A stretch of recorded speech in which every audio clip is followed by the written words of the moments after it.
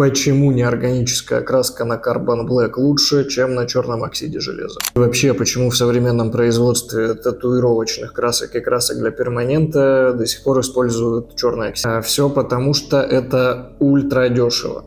Черный оксид железа существует в двух вариантах. Либо природное сырье, тот самый минерал прямиком из каменоломни, либо синтетическое сырье, выращенное в лаборатории и произведенное на заводе. Цены на черный оксид железа определяются его происхождением. Природное сырье всегда дешевле и хуже от того, что грязнее. Если провести лабораторные исследования, можно обнаружить ряд не очень полезных вещей, тяжелых металлов, таких как ртуть, свинец и прочее. Чистит ли китайский продавец свой пигмент от всего этого?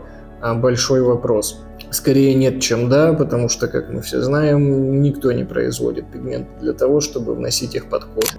Синтетическое сырье всегда дороже от того, что сложнее, но оно все равно дешевле, чем Carbon Black. В целом, что природный оксид железа черный, что синтетический, производится примерно в 2 раза меньше, чем Carbon Black. Сколько синтетическое сырье чище, чем природное? Чище однозначно, но зависит от контроля качества этого оксида железа на сопутствующие примеси. Резюме здесь простое. Если черный железоокисный пигмент сделан из говна, то в нем можно найти все, что угодно.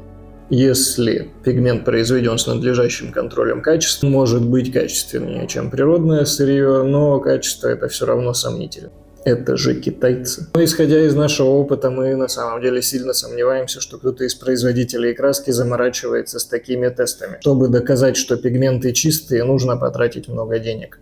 И кто из любителей дешевого сырья будет тратить сотни тысяч рублей на исследование своих неорганических красок? Скорее всего, никто. Что мы делаем в брови?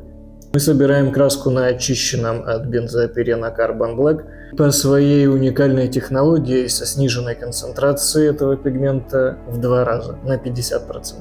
Сам пигмент очищается простой химической реакцией, мы получаем сырье чистотой 99+. У вас есть повод задуматься о том, насколько чистые ваши неорганические краски, собранные на черном оксиде железа.